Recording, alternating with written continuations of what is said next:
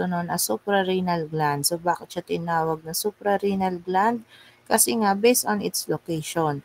So, when you say suprarenal, ibig sabihin superior doon sa renal, or ibig sabihin above the kidneys. Okay, so located ang ating adrenal gland sa taas ng ating mga kidney. So, tig-isang adrenal gland yan sa isang kidney. Okay, so dalawa yan. So, these glands are said to be semilunar or parang triangular ang shape niya. To which it has two distinct parts or layers, two distinct layers. Ano yung dalawang layer na yon? The adrenal cortex and adrenal medulla. So, yung adrenal cortex at adrenal medulla na yan, meron silang mga kanya-kanyang hormones na nire-release in our body. Okay, so let's start first with adrenal cortex. So, adrenal cortex is the outer region of the adrenal gland to which it is capable of producing mga steroid hormones. So when you say steroid hormones, the main compound or the parent structure of these hormones are said to be cholesterol. Na cholesterol. Kaya nga siya tinawag na steroid hormones. Okay? So, this adrenal cortex is subdivided into 3 layers pa. Okay, so ano yung 3 layers na yun? Zona glomerulosa, fasciculata, and then reticularis. Each layer is capable of producing a specific hormone such as for glomerulosa, mineralocorticoid or ang aldosterone nga natin, for fasciculata, yung cortisol, and reticularis for weak androgens. Tandaan na, weak androgens, weak. Okay, kasi may mga potent androgens tayo that are secreted by our gonads. No? Yung mga weak androgens na yun, galing yan sa ating adrenal cortex, particularly doon sa zona reticularis na part. So, start muna tayo sa mineralocorticoids.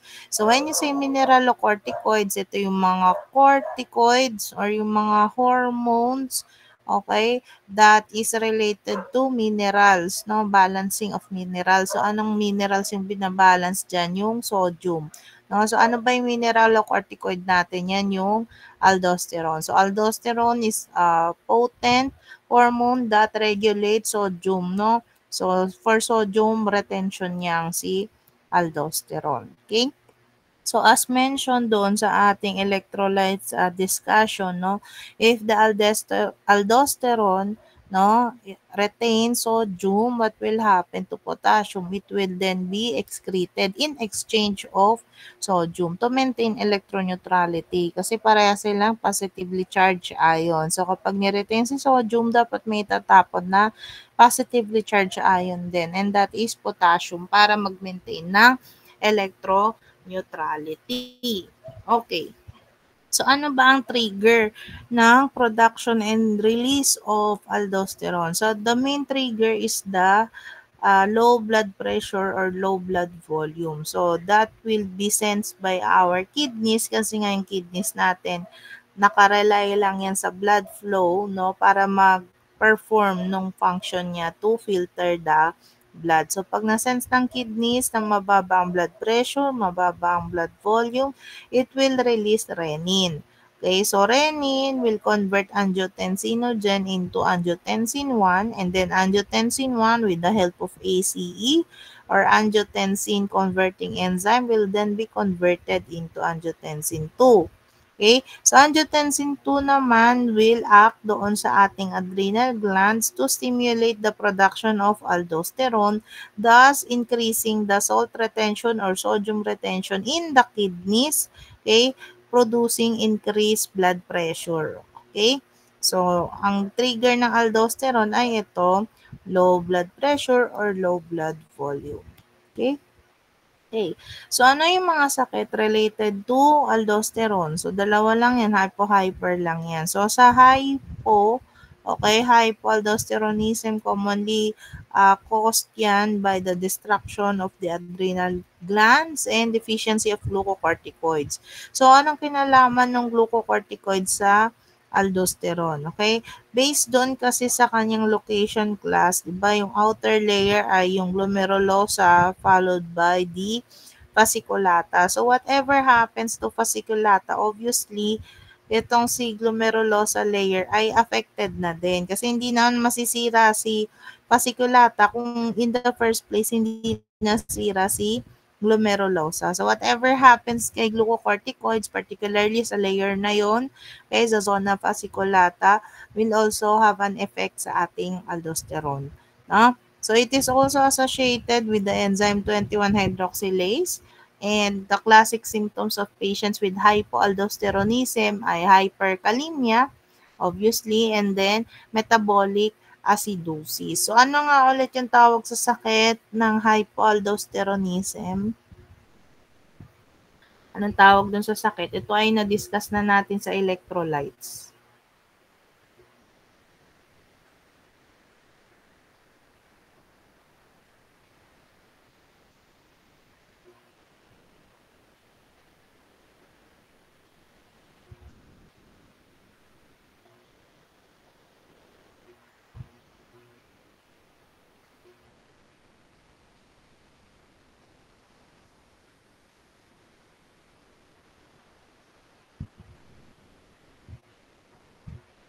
Wala? Okay. So, kung may hypo, edi meron ding hyper.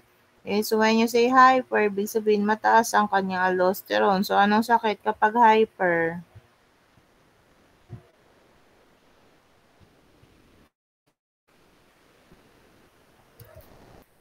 Okay, next. Ay, may nagtaas ba ng kamay? So, yun.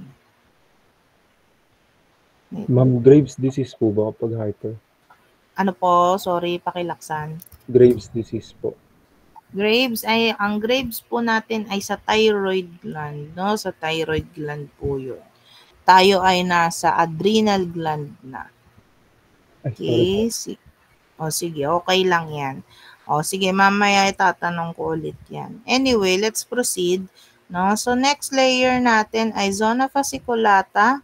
Okay? So zona fasciculata is capable of producing glucocorticoids. Anong glucocorticoids 'yon? That is cortisol, no? So bakit siya tinawag na glucocorticoids? Gluco kasi itong si cortisol, meron siyang role sa glucose levels natin in the body. Why? Kasi nga sabi natin, ang cortisol ay isang type ng stress hormone. So when we are under stress, no, our body needs additional source of energy, additional source of glucose, no, sa body natin. So si cortisol ang responsible for that. Okay? So siya yung nagbibigay ng boost ng energy sa body natin. If we are under stress, no? So, anong kinaibahan nito ni cortisol kay aldosterone? Si aldosterone kasi, ang negative feedback mechanism niya is based doon sa trigger niya sa blood volume, no? Blood volume tsaka blood pressure. Whereas itong si cortisol, reliant lang yan or dependent lang yan sa sa levels ng ACTH ng dugo. So it employs pa rin naman the negative feedback mechanism but related to the endocrine axis. Meaning to say, kapag walang trigger nito ni ACTH, walang gagawin itong si cortisol, no? Wala siyang gagawin dyan. Kasi regulated yan by ACTH, no? So what else? Cortisol is also secreted in the urinal rhythm. So meaning to say, tuwing umaga siya mataas. That is why, kahit hindi ka mag-alarm ng cellphone mo, sa umaga, kusa kang nagigising. Okay, bakit ka kusang nagigising? Kasi nga, tumataas or nag-shoot up yung cortisol at this time, no, para magising ka. Okay? So, yun. So next, ano bang action nito ni glucocorticoids or ni cortisol sa body natin? So these are the following. So if we summarize this one, all of these are related to stress response, no, ng body.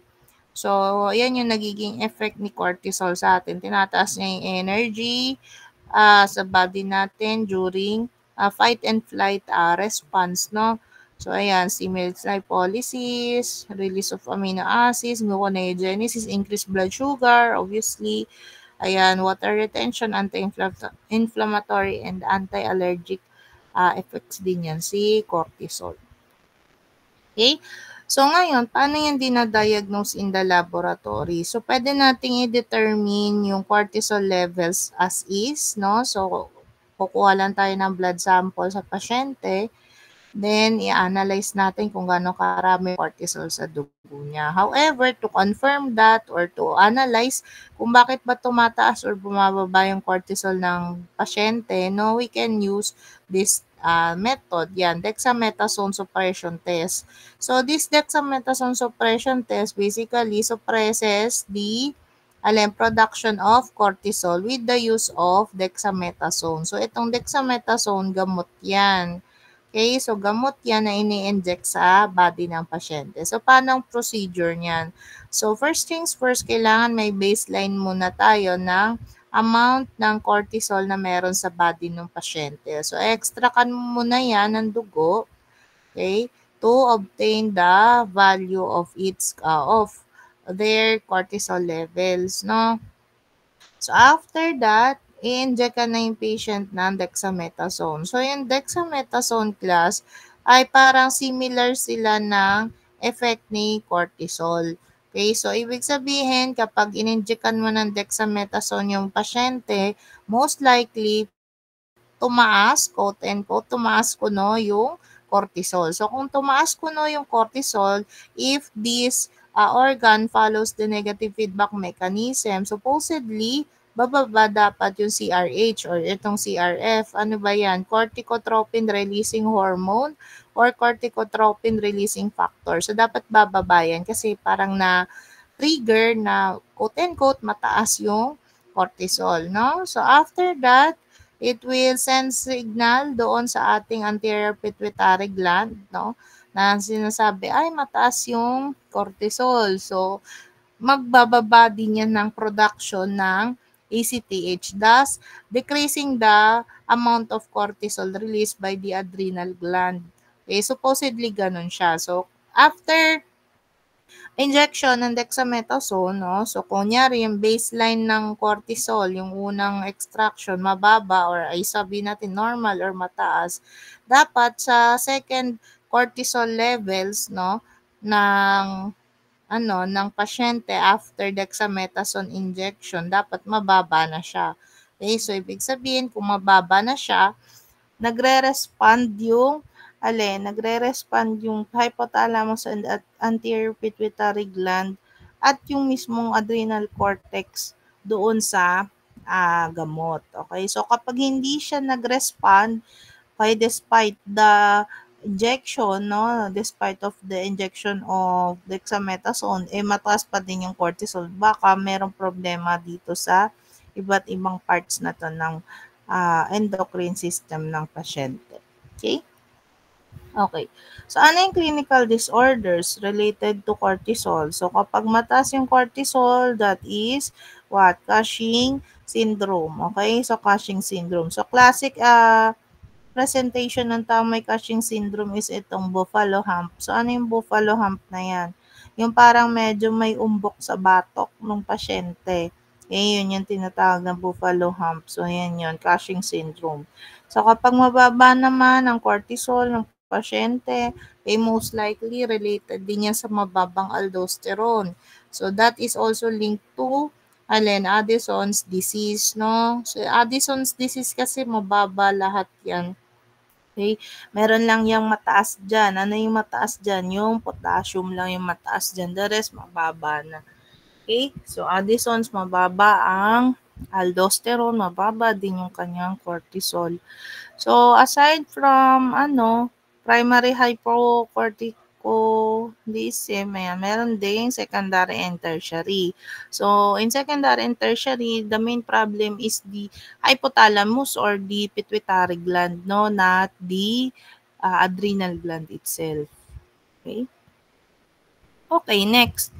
The last layer for the adrenal cortex is zona reticularis. No, anong pinoproduce na hormone yan? Yan, androgens. No, weak androgens. No, weak androgens. So, these weak androgens include the following. So, testosterone, dihydrotestosterone. Ayan, mga testosterone yan. So, meaning to say, lahat tayo may testosterone. Regardless kung male or female ka. Okay, lahat tayo may testosterone kasi yung adrenal glands natin capable of producing these weak androgens. No? So, anong pinagkaiba? Yung concentration lang.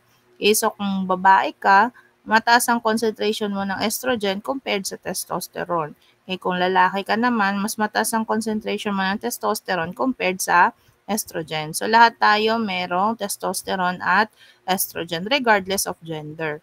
So, ito naman yung sa estrogen part, no, ng weak androgens natin yan, androstenedione, dihydroepiandrosterone, ayan. So, mga estrogen ito.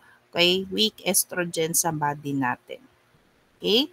So, next is adrenal medulla, the inner portion or innermost part of our adrenal gland, okay, to which it is capable of producing epinephrine, norepinephrine, and small amount of dopamine. So, let's start with norepinephrine. So, norepinephrine is a type of hormone and a neurotransmitter. Basically, most of norepinephrine is produced by our CNS, particularly doon sa sympathetic ganglia portion ng nervous system natin, no?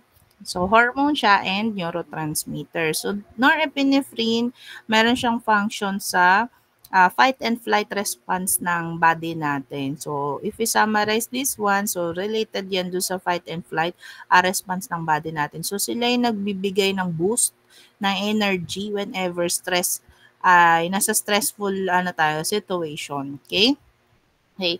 So how are we going to analyze the concentration of norepinephrine? Most of the time we measure yung yung mga metabolites na ito sa urine, no, urine sample. Pwede rin naman yan sa CSF if we are measuring MHPG, itong 3-methoxy-4-hydroxyphenylglycol, no, pwede rin naman yan. Pwede rin yan sa urine. But most of the time, yung common na analyte na tinetest natin dyan is itong VMA, yung vanillyl mandelic acid sa urine, no? Sa urine, yung metabolite na yan sa urine ang minimeasure natin madalas.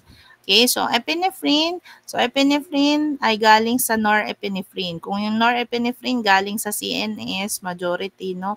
Ito na mga epinephrine galing sa norepi. So same with norepi, it is also a hormone and a neurotransmitter to which it is most abundant in the medulla, okay, sa adrenal medulla. So, epinephrine ay may major function din yan sa ating fight and flight response, no? So, kapag may stress, whenever cortisol is increased, it will also be affected, no? So, tumataas din yung epinephrine na yan. Bakit? Kasi nga, meron siyang function to give boost, no? Boost ng energy sa body natin whenever needed, no? Kapag nasa stressful situation yung body natin, okay? Okay, so how are we going to measure that in the laboratory? We often measure yung VMA nga, yung vanillyl mandelic acid na yan. Okay, yan yung madalas nating mini-measure sa lab.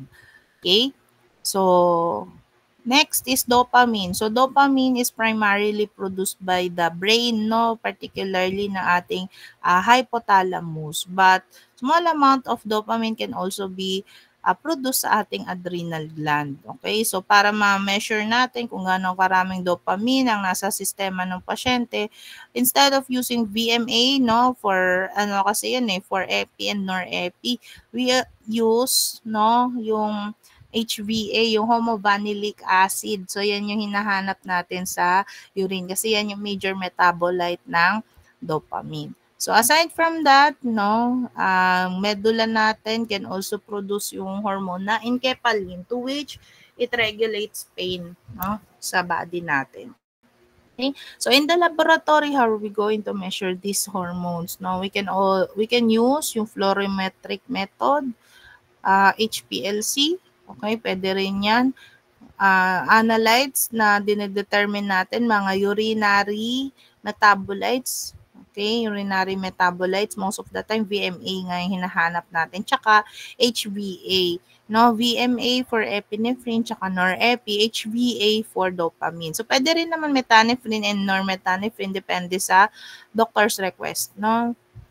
Okay, so ano yung clinical disorders related to adrenal medulla hormones? Yan, pheochromocytoma and neuroblastoma. So for adults, ayan, associated yan sa pheochromocytoma to which merong tumor doon sa adrenal medulla. Okay? So, since may tumor dun sa adrenal medulla ng pasyente, ayan, tumataas yung production ng epi tsaka norepinephrine. Kaya yung manifestation niyan sa pasyente ay, alin, yung parang aligaga, stress, parang laging naaaning. Okay? So, bakit siya ganun? Kasi nga, mataas masyado yung epinephrine niya tsaka norepinephrine. Sa neuroblastoma naman, ayan, for children naman to which there is excessive production of norepinephrine in this sense. Okay? So, next meeting, pancreas na yung discussion natin. Okay? So, since we still have some time, okay, meron pa tayong extra time, magre-recitation tayo. Okay, recitation, random calling lang naman ito. So, ilang layers nga ng adrenal gland ang meron tayo, Balosa? Ilang layers ng adrenal gland ang meron tayo? Balosa.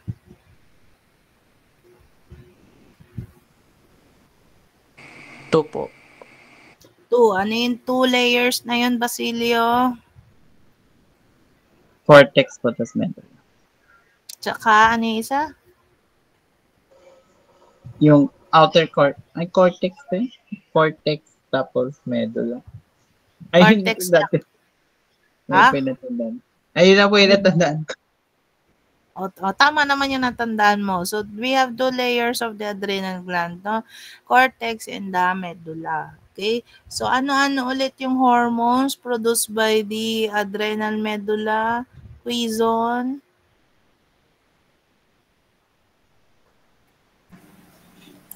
Ano po, ma'am? Norepinephrine, epinephrine, tapos dopamine. Okay, dopamine. So, konting dopamine lang. Kasi majority ng dopamine ay saan galing? Novelo? Saan galing yung dopamine na madami?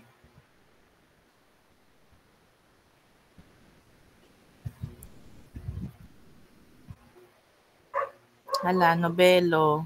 Saan galing majority ng dopamine? O, pakitulungan, Custodio. Custodio.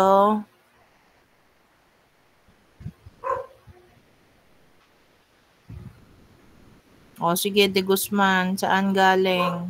Sa brain po. Saan daw? Saan po? Brain po. Okay. Anong part ng brain? Handayan. Anong part ng brain?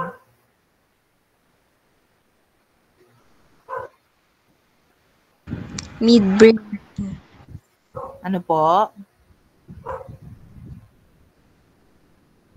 Anong part ng brain nagpo-produce ng dopamine? O Digo. Dopaminergic neurons po.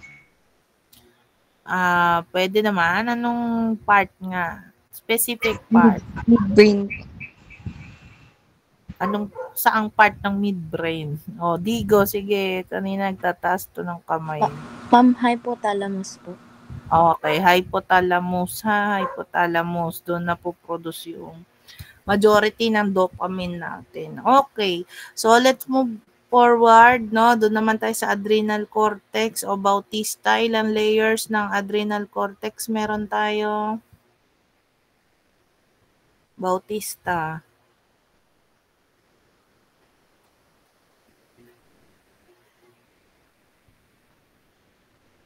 Tatlo, ma'am.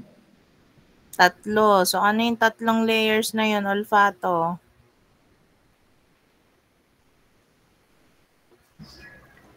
Zona glomerulosa, zona fasciculata, and zona reticularis po.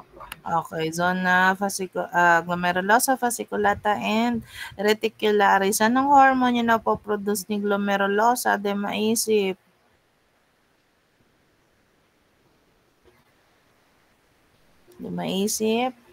Aldosterone po, ma'am. Aldosterone. So, for fasciculata, poblete? Cortisol pa, ma'am. Cortisol. Longkay, ano naman yung sa reticularis?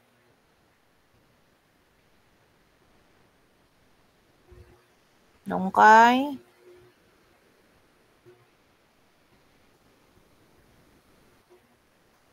Anong hormone sa reticularis?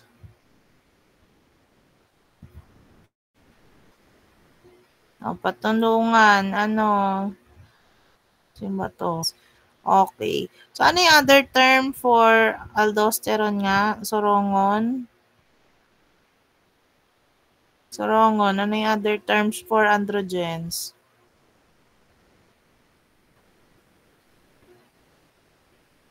Ay, androgens tuloy. Aldosterone, sorry. Aldosterone pala. Ano yung other term for aldosterone? Sorongon?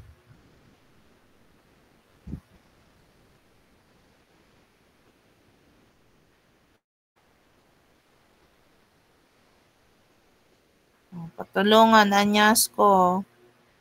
Anyasco. Ano yung other term for aldosterone?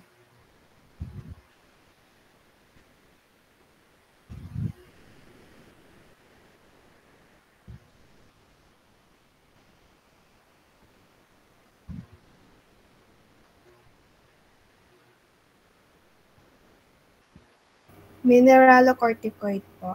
Okay, mineralocorticoid. Sa cortisol naman, ano yung other term for cortisol? Liarenas.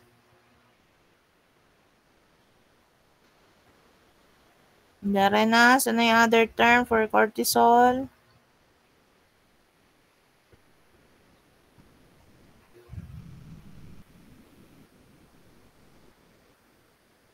Pakitulungan, Bybin. May glucocorticoids, no? So, ano yung trigger ng production ng aldosterone? Ogis. Ogis? Hello po, ma'am. Hello din. Ano po yung tanong, ma'am? Ano yung trigger ng production ng aldosterone? Ano, ma'am? Example, ma'am, is yung renin-angiotensin-aldosterone system po. Pwede naman, pero ano pa yung pinaka-trigger? Sige, Gicole. Low BP po, ma'am, or low sodium levels po sa blood. Ano po? Pakilaksan po, sorry. Low blood pressure po. Okay, low blood pressure o kaya low blood volume para ma-activate yung RAAS, no? Hindi kasi ma-activate yung RAAS pagka walang low blood pressure or low blood volume. Okay, or yung stimulant ng ng cortisol, ong.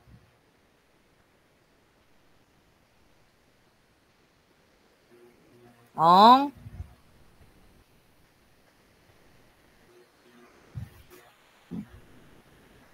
Sige, Pascual, ano yung stimulation? Stimulant? Try lang po, ma'am. Stress po or hypoglycemia po. Pwede naman. Aside from that, sige na, Ong. Sumasagot ka kanina. Ano yung sagot mo? Yun din, ma'am. Stress po. Ano daw?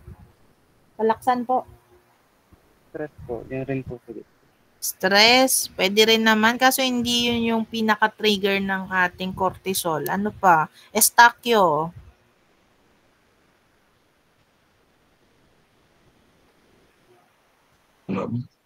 Pwede din, pero hindi yun yung pinaka-trigger ng production ng cortisol natin. Padernal. Ano yung magsistimulate ng production ng cortisol?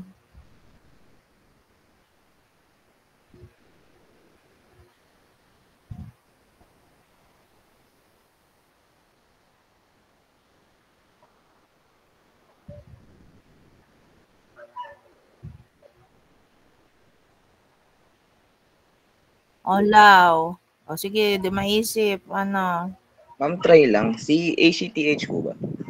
Okay, very good. ACTH, no? Kasi nga, it follows the negative feedback mechanism, people, no? So, kailangan matrigger muna si ACTH bago tumasi cortisol. Yung mga sinasabi nyo, stress, blah, blah, blah, tama din naman siya. Yun nga lang, ma-re-receive yan ng body natin. Pupunta muna yan sa hypothalamus. Okay, so magre-release yan ng CRH, then sa pituitary, ACTH, tapos cortisol. No, so hindi magre-react agad si cortisol ng ng sarili niya. Okay, so mare-regulate muna yan ng mga iba pang hormones. Okay? So kapag mataas yung ay balikan natin si aldosterone pala. Pag mababa yung aldosterone, anong sakit? Gutierrez. Gutierrez, anong sakit pag mababa si aldosterone?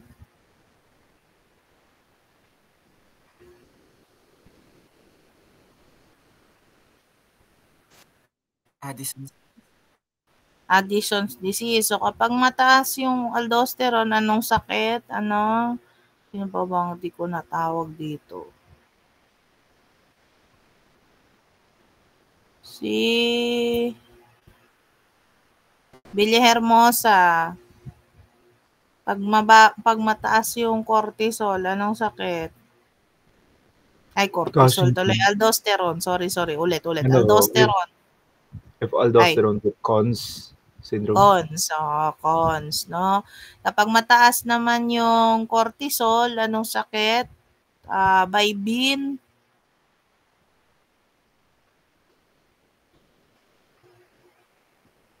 Ako pakitulungan, Lau.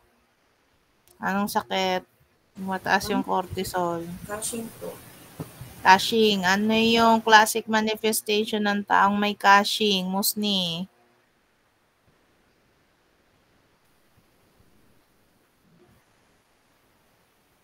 Ano po yung Ay, nakaano po pala. Cushing syndrome, currently, classically, it's known to present as some form of edema, so facial roundness, maybe some weight gain due to the possible glucose or fluid imbalance too, especially camel hump, ma'am, behind the nape. Buffalo hump. Yan, okay. So, very good, no? So, tama yon yung round face, parang moon face ang tawag nila dyan. Moon face, buffalo hump, weight gain, mga ganyan. Okay, classic symptoms yan ng taong may Cushing syndrome. Okay, so tapos na tayo sa cortisol, aldosterone, sa androgens na tayo, no? Mga weak androgens, so okay na yan. Doon tayo sa medulla. Ano yung major metabolites na measure natin sa urine for epinephrine? Sorongon? Tyrosine po, ma'am. Tyrosine? Ano yung metabolite po? Metabolite for epinephrine na measure natin sa lab, sa urine.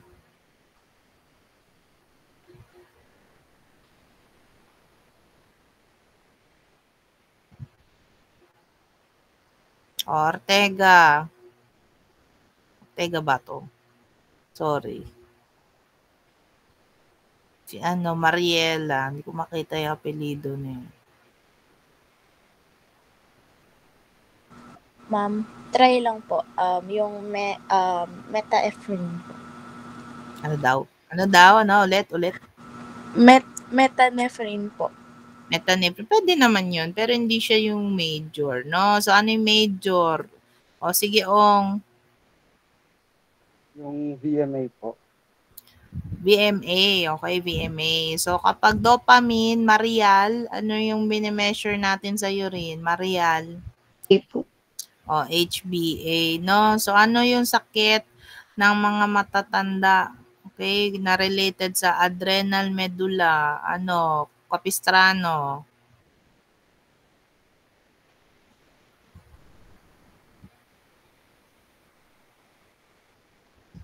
Matatanda siya, may sakit sa adrenal medulla, may tumor sa adrenal medulla. Anong tawag doon?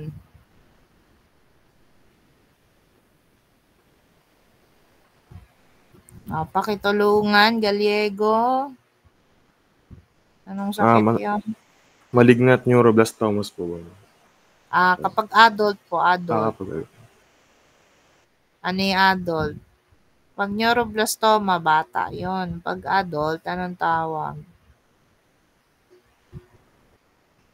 O, sige, Poblete. Ma'am, yung pheochromocytoma po. Pheochromocytoma. Okay? So, yung mga topics na hindi natin na discuss today or mga parts ng adrenal gland na hindi na-discuss, yung ibang laboratory test, yung ibang mga diseases, please read that on your textbook kasi next meeting meron tayong quiz. No, bukas pala, no? So, may quiz tayo about adrenal gland. So, after ng quiz, continuation tayo ng discussion about pancreas naman. Okay? Sige. So, any questions, clarifications and all?